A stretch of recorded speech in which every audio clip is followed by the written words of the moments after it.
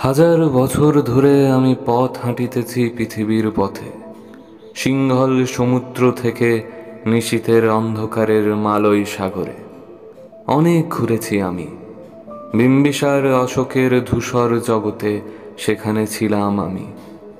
আরো দূরে অন্ধকারের বিদর্ভ নগরে আমি ক্লান্ত প্রাণ এক, চারিদিকে জীবনের সমুদ্র সফেন। আমারে দুদণ্ড শান্তি দিয়েছিল নাটোরের বনলতা সেন। তিক্ত মধুর স্মৃতির পেয়ালায় ভেসে ওঠা নিষ্পাপ দুই মনের মধুর আলিঙ্গন, বিধির পরিহাসে সময়ের ধোঁয়াশায় বিলীন হয়ে যাওয়া এক অপূর্ণ কাহিনী এই ভাসান বাড়ি। আচ্ছা ধরুন, আপনি ট্রেনে চড়েছেন, অনেক প্যাসেঞ্জারের মাঝে কোনো একটা মুখ আপনার খুব চেনা লাগলো, আর ঠিক পরের স্টেশনেই দেখলেন সেই অনেক দিনের চেনা মুখটাকে আপনি হঠাৎ হারিয়ে ফেলেছেন হাজারো মানুষের ভিড়ে। আপনার মন হাহাকার করে গুমড়ে উঠতে চাইল, কিন্তু আপনার পেছনেরটা পৌঁছালো না তার কানে। কিন্তু আপনি হয়তো খেয়ালই করেননি, হয়তো পেছনের একটা ডাক আপনার জন্যও দিয়ে গেছে কেউ। তার অপেক্ষা হয়তো আরো বেশি পুরনো, হয়তো আরো বেশি পরিচিত সেই মুখ।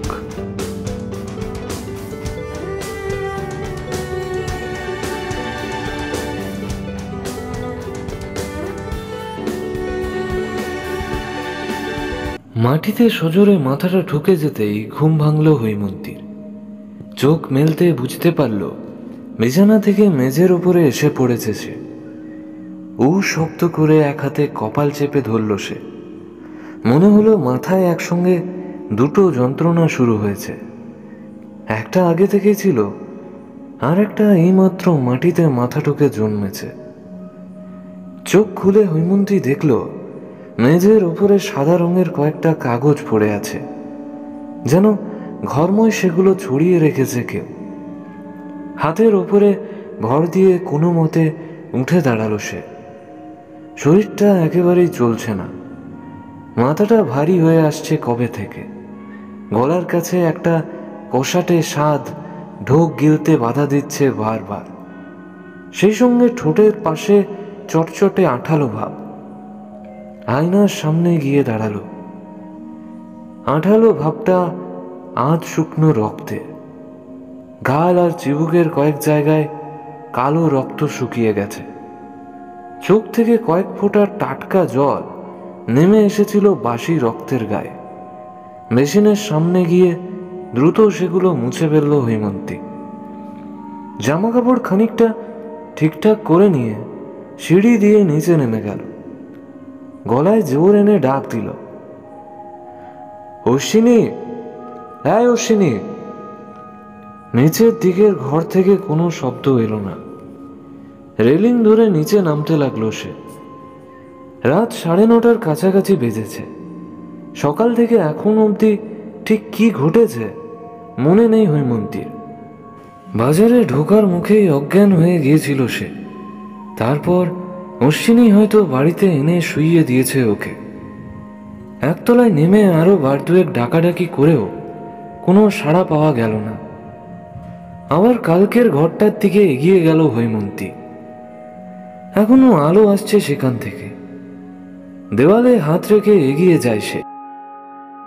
কালকের থেকে আজকে যেন কোনো তফাৎ নেই। মোটামুটি ফাঁকা একটা ঘরে সে একদিকে বড় আয়নার মুখোমুখি বসে থাকতে দেখে ছেলেটাকে। অধীর আগ্রহে চেয়ে থাকে আয়নাটার দিকে অশ্বিনী। মন দিয়ে কিছু দেখার চেষ্টা করছে যেন। মাথা, পা, হাতের আঙুল এক বিন্দুও নড়ছে না। কিছুক্ষণের জন্য যেন তার শরীর থেকে প্রাণের শেষ চিহ্নটা মুছে দিয়েছে কেউ। অশ্বিনী, তুমি এখানে? বেশ জোর গলাতেই কথাটা বলেছে হৈমন্তী। ছেলেটা কিন্তু এখনো ফিরে তাকায়নি ওর দিকে। ধীরে ধীরে তার সামনে এগিয়ে যায় হৈমন্তী। আয়নায় অস্বাভাবিক কিছু নেই। একটা হাতল দেওয়া চেয়ারে বসে আছে অশ্বিনী, চোখ দুটো ঠান্ডা পাথরের মতো স্থির। তার ঠিক পাশে দাঁড়িয়ে হৈমন্তী। এই অশ্বিনী! কাঁধে একটা ঠেলা দেয় হৈমন্তী, আর সঙ্গে সঙ্গে তার ধরে যেন প্রাণ ফিরে আসে। থতমত খেয়ে উঠে দাঁড়ায় সে। ও, আপনি? শরীর কেমন লাগছে এখন? বেটার, মুখটা একবার মুছে নিয়ে বলে হৈমন্তী। অশ্বিনী চেয়ার ছেড়ে উঠে পড়ে। আপনি বসুন, আমার একটু কাজ আছে এখন। না, দাঁড়াও। অশ্বিনীর হাতের ওপর চাপ দিয়ে তাকে থামিয়ে দেয় হৈমন্তী। বলে, আমার মুখে রক্ত লেগেছিল, কিন্তু বিছানায় তেমন রক্ত ছিল না। সারা দুপুর কোথায় ছিলাম আমি? বিছানাতেই ছিলাম। আঙুল দিয়ে ঘরের দিকে একটা কোণ দেখিয়ে দেয় অশ্বিনী। একটা ছোট ঝুড়ি ভর্তি হয়ে আছে দলা পাকানো কাগজে। সব কাগজেই রক্তের দাগ। আজ বিকেল অবধি ভীষণ জ্বর ছিল আপনার। ঘুমের ঘোরে মুখ দিয়ে খুবই রক্ত উঠছিল। আমার কাছে অত কাপড় নেই, তাই। চেয়ারে বসে পড়ে হৈমন্তী। দুটো হাত দিয়ে কিছুক্ষণের জন্য নিজের মুখ ঢেকে ফেলে। মুখটা তুলতেই আয়নায় নিজের মুখটা চোখে পড়ে। চোখ সরিয়ে নেয় হৈমন্তী। হাত ঘড়িটার দিকে চেয়ে থাকে কয়েক সেকেন্ড। তারপর মুখের উপরে এসে পড়া চুলগুলো যত্ন করে সরিয়ে নিয়ে বলে, তুমি এমন আয়নার দিকে তাকিয়ে থাকো কেন বলো তো? অশ্বিনের মুখে কোনো পরিবর্তন আসে না। তার চোখ দুটো কয়েক মুহূর্তের জন্য একটু চমকে ওঠেই আবার স্বাভাবিক হয়ে যায়। ওটা আমার একটা স্বভাব বলতে পারেন। এই যেমন আপনি সবসময় হাতে এই ঘড়িটা পরে থাকেন। কেন পরেন? হৈমন্তী হাসে। আয়না ছাড়া অন্যদিকেও নজর দাও তার মানে? ওটা স্কুলে আমাকে আমার এক ম্যাডাম দিয়েছিলেন। কেন? পরীক্ষায় থার্ড হয়েছিলাম একবার। আচ্ছা, তোমার পড়াশোনা কত দূর? একটু ইতস্তত করে অশ্বিনী। আমার আর পড়াশোনা। দীর্ঘশ্বাস ফেলে বলে, ওই স্কুলটুকু পাশ করেছি। তবে আমি বই অনেক পড়েছি জানেন, ফিকশন, নন ফিকশন, বিজ্ঞানের বই। ছাদে যাবেন? হৈমন্তীর মনে হলো বিজ্ঞানের বইয়ের সঙ্গে ছাদে যাওয়ার প্রসঙ্গটার কোথাও একটা যোগাযোগ আছে। সে মাথা নাড়ল। চলো, যাওয়াই যায়। হৈমন্তী লক্ষ্য করেছে অশ্বিনী এ বাড়িতে এতটা সময়ে থাকলেও তার থাকার চিহ্ন নেই কোথাও। বিছানা নেই, ধরে নেওয়া যায় সে মাটিতে শোয়, কিন্তু মাটিতে পাতার চাদর তোষক, বালিশ, জামা কাপড়ের আলনা, গামছা, টুথব্রাশ, দাড়ি কাটার জিনিসপত্র, এসব কোথায়?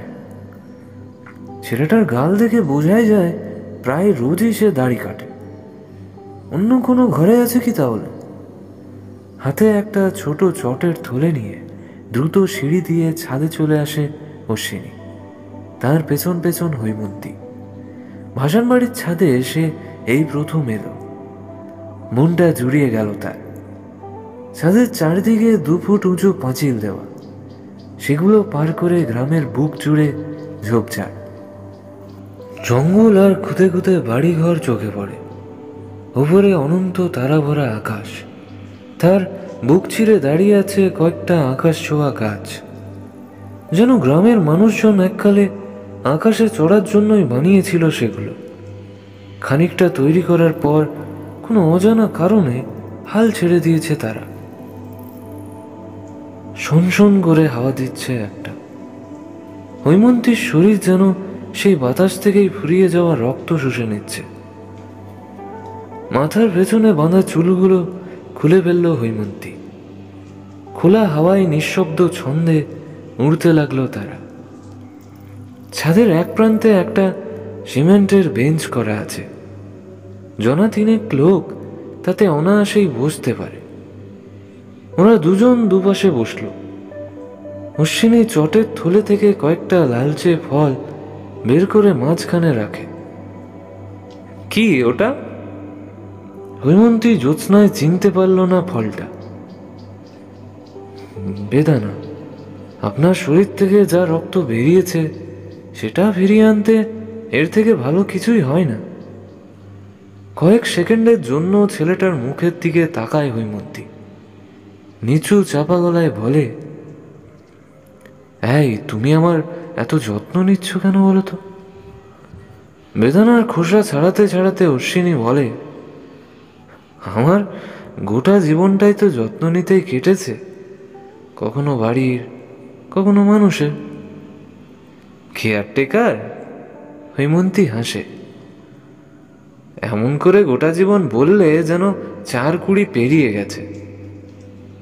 আমার বয়স দেখে যা মনে হয় তার থেকে অনেক বেশি। হাত পাতুন। হৈমন্তীর হাতে কয়েকটা দানা তুলে দেয় অশ্বিনী। সেগুলো চিবোতে চিবোতে হৈমন্তী বলে, আচ্ছা, এই বাড়িটা তো বেশ পুরনো। কোনো লুকোনো ঘর, প্যাসেজ, সুড়ঙ্গ এই টাইপের কিছু আছে? না, সেরম তো কিছু নেই। বছর 60 আগেও তো লোক থাকতো এখানে, তাদের সব জিনিসপত্র গেল কোথায়? সেগুলো তো বিক্রি হয়ে গেছে নিলামে। আর যেসব জিনিসপত্র নিলাম করা যায় না, মানে ধরো বইপত্র, কাগজ বা সেকালের যেসব ছবি টবি ছিল, সেগুলো গেল কোথায়? তা আমি জানি না, হয়তো জঞ্জালের সঙ্গে ফেলে দেওয়া হয়েছে। কিন্তু এসব নিয়ে কি করবেন আপনি? আমার কাজে লাগতো। অশ্বিনী আর কিছু বলে না। কিছু বিশেষ প্রসঙ্গে কথা বললে সে হঠাৎই চুপ করে যায়। হৈমন্তীর কিন্তু মন বলছে কাগজপত্র এ বাড়িরই কোথাও রাখা আছে, হয়তো সবার চোখের আড়ালে, হয়তো এমন কোনো জায়গায় যেখানে বাড়ির বাসিন্দাদেরও চোখ পড়ে না। তন্ন তন্ন করে খুঁজলে পাওয়া যাবে, কিন্তু সে সুযোগ কোথায়? ছেলেটাকে এসে থেকে একবারও ঘুমোতে দেখেনি হৈমন্তী। যতবার ও নিচে নেমেছে ততবার ওই একই দৃশ্য দেখেছে। এক মনে আয়নার দিকে চেয়ে বসে আছে অশ্বিনী। বাজার বা আশেপাশের কোথাও পাঠানো যায় তাকে, কিন্তু সেটুকু সময় তো গোটা বাড়ি খুঁজে ফেলা যায় না। অন্তত একটা দিন তাকে ঘুম পাড়িয়ে রাখতেই হবে। ঘুমের ওষুধ আছে হৈমন্তীর। নিস্তব্ধতা ঘন হয়ে উঠেছিল। হৈমন্তী প্রসঙ্গ পাল্টে নেয়। তুমি যে বলেছিলে রাতে এ বাড়ির ছাদ থেকে নাকি অচেনা কিছু তারা দেখা যায়? এখন না, আর একটু রাতের দিকে। বেদানাটা প্রায় অর্ধেক শেষ হয়ে এসেছে। আকাশের দিকে তাকিয়ে থাকে হৈমন্তী। মেঘ নেই। ফাঁকা তেপান্তরের মাঠের ওপরে যেন অনেকগুলো উজ্জ্বল হেরিকেন জ্বালিয়ে রেখে গেছে কেউ। আচ্ছা, এই যে তারাগুলো লক্ষ লক্ষ বছর ধরে তাকিয়ে আছে আমাদের দিকে, আমাদের হাসি, কান্না, অভিমানের সাক্ষী হয়ে আছে যুগের পর যুগ, আমাদের ব্যাপারে কি ভাবে বলো তো ওরা? একা লাগে, একা লাগে ভীষণ। মানে? উত্তরটার জন্য ঠিক প্রস্তুত ছিল না হৈমন্তী। অশ্বিনীর গলার স্বর যেন দূর থেকে ভেসে আসছে। আপনার কখনো মনে হয়নি এত বছর ধরে মানুষের দিকে চেয়ে থাকতে থাকতে ওরা বিরক্ত হয়ে গেছে? মনে হয়নি আর জ্বলতে চায় না ওরা? ওরা এবার নিভতে চায়? ওরা আর আপনার গল্প শুনতে চায় না? মনে হয়নি এবার সত্যি বিদায় চায় ওরা? হৈমন্তী কিছু উত্তর দিতে পারে না। ছেলেটাকে এমন এক নিঃশ্বাসে দমকা হওয়ার মতো কথা বলতে আগে কখনো শোনেনি সে। মুহূর্ত যেন আরো ঘন হয়ে ওঠে। আবার থমথমে সেই কণ্ঠস্বর শোনা যায়, আপনি আমার কথা ঠিক উল্টো মানে বুঝেছিলেন। আমি বলিনি ভাসান বাড়ির আকাশ থেকে নতুন কোনো তারা দেখা যায়। নতুন তারা দেখা যায় না, তাহলে কি দেখা যায়? এবাড়ির আকাশ থেকে বেশ কিছু তারা দেখা যায় না। যেসব তারা মরে গেছে তাদের দেখা যায় না এ বাড়ির ছাদ থেকে। একটু রাত হলে আপনি নিজেই তা দেখতে পাবেন। যা, এ আবার হয় নাকি? আকাশের দিকে তাকায় হৈমন্তী। অন্য জায়গা থেকে দেখা যায়, অথচ এ বাড়ির ছাদ থেকে দেখা যায় না। ইয়ার কি নাকি? বেশ, একটু রাত হোক, আপনি নিজেই দেখতে পাবেন। বেদানার শেষ দানাটা হাতে তুলে দিতে দিতে কথাটা বলে অশ্বিনী। হৈমন্তী মনে মনে ভাবে, ব্যাপারটা যদি সত্যি হয় তাহলে তার কোনো স্বাভাবিক ব্যাখ্যা নেই। যে তারাগুলো মরে গেছে তাদেরও আমরা দেখতে পাই, কারণ তাদের শেষ সময়ের আলোকটুনির পৃথিবীতে আসতে কিছুটা সময় নেয়। তাহলে কি গোটা পৃথিবীর মধ্যে এই ভাসানবাড়িতেই সময়ের গতিবেগ বেশি? কিন্তু তা কি করে হয়? শূন্য মাধ্যমে আলোর বেগ বদলানো প্রায় অসম্ভব। ছাদের দরজার দিক থেকে খসখসে পায়ের আওয়াজ আসতে চমকে ফিরে তাকায় হৈমন্তী। এতক্ষণ ভাবনায় ডুবে গিয়েছিল সে। দরজার কাছে একটা বেটে খাটো মানুষ এসে দাঁড়িয়েছে। চাঁদের আলোয় ছায়াটা চিনতে পারল হৈমন্তী। নিতাই বাবু। এক হাতে একটা চোঙের মতো যন্ত্র, সম্ভবত দূরবীন, অন্য হাতে লাল শালুতে বানানো খাতা। কাল রাইতে একখান খুন হইয়া গেছে এইদিকে। নিতাইয়ের কথাটা বুঝতে একটু সময় লাগে হৈমন্তীর। অজান্তেই মুখ থেকে বেরিয়ে পড়ে প্রশ্নটা, কি? কি নয়, কেডা? সেইটাই তো বোঝা যায় না এখনো। রক্তারক্তি হইয়া গেছে, বুঝছ? বোঝালি দিয়া মাথা ধর পৃথক কইরা দিছে। বাবা, এদিকেও শুরু হলো এসব? তো লোকটার মানি ব্যাগ ট্যাগের মধ্যে কোনো পরিচয়পত্র পাওয়া যায় না? আইডেন্টিফিকেশন? হালাই বডিটাই তো গায়েব হইছে। মুন্ডখান কেবল রাস্তার উপরে রাইখা গেছে। খাতাটা বেঞ্চের মাঝখানে রেখে চোঙটা আকাশের দিকে তুলে ধরে নিতাই। বলে, তবে চেহারা দেখা তো এ গ্রামের ভাইটা বলে মনে হইতেছে না। বেঞ্চ থেকে উঠে পড়ে ছাদের পাঁচিলের দিকে এগিয়ে যায় হৈমন্তী। রাতের অন্ধকার মেঘে শুয়ে আছে গ্রামটা। সনসনে হাওয়ার তেজ এতক্ষণে কিছুটা বেড়েছে। একটু আগে বেল আর ছাতিম ফুলের গন্ধ ভেসে আসছিল দূর থেকে। এখন তারই সঙ্গে মাংসের গন্ধ মিশেছে তাতে। ব্যাপারটা গোলমেলে লাগছে। অশ্বিনী বলে, খুন করে মুন্ড গায়েব করার একটা যুক্তি আছে, তাতে আইডেন্টিফিকেশন হতে একটু সময় লাগে। কিন্তু বডি গায়েব করে কি লাভ? এতক্ষণে হয়তো পুলিশ লোকটার পরিচয় পেয়ে গেছে। ভায়োলেন্স বুঝোস? ভায়োলেন্স। মুন্ডখান দেইখা আইডেন্টিফাই করা লাগবে। হুদাই কি বডি গায়েব করছে? এতক্ষণ চুপ করেছিল হৈমন্তী। সে থমথমে গলায় বলে, ভাবা যায় এই শান্ত নিরিবিলি গ্রামে একটা লোক রাত বিরেতে ছুরি হাতে লুকিয়ে আছে খুন করবে বলে। ছুরি হাতে লোক কিন্তু পৃথিবীর সব জায়গাতেই দেখা যায়। আপনি চাইলে আমি এক্ষুনি দেখিয়ে দিতে পারি। কোথায়? অবিশ্বাসের সুরে কথাটা বলে হৈমন্তী। অশ্বিনী নিতাইয়ের দিকে ফিরে একটা হাত বাড়িয়ে দেয়। নিতাইদা, আপনার অস্ত্রটা একটু ধার দিন না।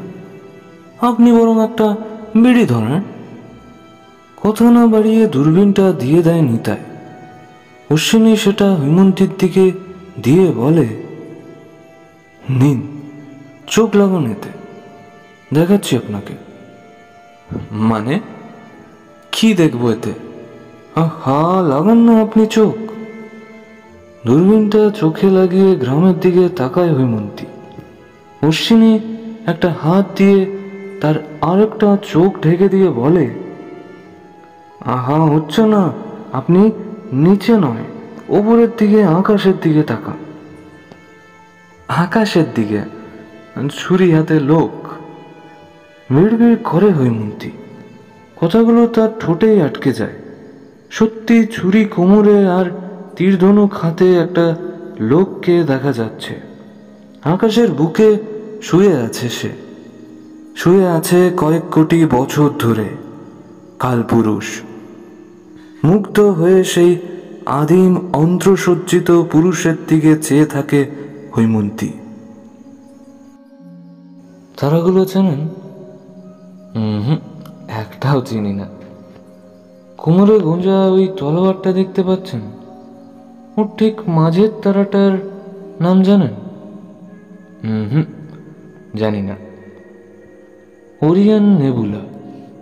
ওটা আসলে তারাই নয়, জানেন? ওটা হাইড্রোজেন, হিলিয়াম আর ধুলোর মিশ্রণে তৈরি একটা গোলা। অথচ না থাকলে কালপুরুষের তলোয়ারটাই তৈরি হতো না। হৈমন্তীর উড়ন্ত চুলের কয়েকটা এসে পড়ে অশ্বিনীর গলার কাছে। সেগুলো সযত্নে সরিয়ে রাখে ছেলেটা। নিজেও আকাশের দিকে চেয়ে আছে সে। হৈমন্তী তাকায় কালপুরুষের চোখের দিকে। মুখের একটা ক্ষীণ আওয়াজ ছাড়া যেন আর কিছু নেই তার। এত বছর ধরে ওইভাবে হাত তুলে দাঁড়িয়ে থাকতে থাকতে সত্যিই কি ক্লান্ত হয়ে যায়নি মানুষটা? আর কি স্বীকার করতে চায় না সে? নাকি এত বছর ধরে সেও জেগে আছে কারো অপেক্ষায়? আর তাকে দেখতে পেলেই তার শরীরে একটু একটু করে রক্ত মাংস ফিরে আসবে।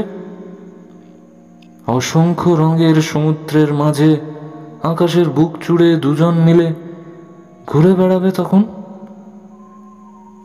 হৈমন্তী নিঃশব্দে প্রশ্ন করে। হয়তো কিছু উত্তরও দেয় কালপুরুষ, কিন্তু তাদের মধ্যেকার কয়েক আলোকবর্ষ বায়ুহীন দূরত্বে হারিয়ে যায় সে উত্তর। দূরবীনটা নিতাইয়ের হাতে আবার ফিরিয়ে দেয় সে।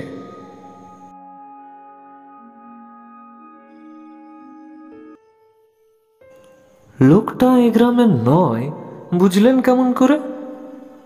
জিজ্ঞাসা করে হৈমন্তী। গ্রামের লোকের কি আর গলার কাছে? পরের শব্দটা হাতড়ায় নিতাই।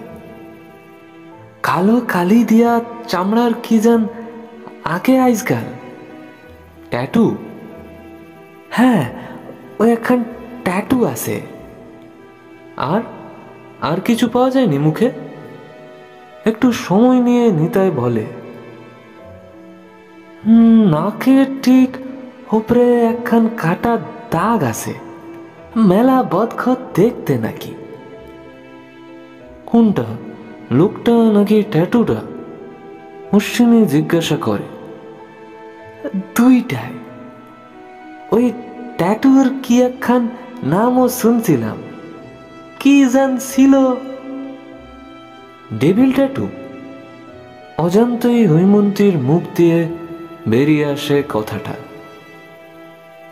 সে কি, আপনি চেনেন নাকি লোকটাকে? অশ্বিনী তার দিকে চেয়ে জিজ্ঞাসা করে। না, চিনি না। তাহলে নাম জানলেন কি করে? এমনি গেস করলাম। দুটো হাত দিয়ে সজোরে ছাদের পাঁচিলটা চেপে ধরেছে হৈমন্তী, এত জোরে যে বুড়ো আঙুলের নখ বেশ কিছুটা চামড়া ছাড়িয়ে উঠে এসেছে। একটা চাপা যন্ত্রণা যেন রক্তের সঙ্গে বেরিয়ে আসছে সেখান থেকে। আমি ওরকম কাউকে চিনি না।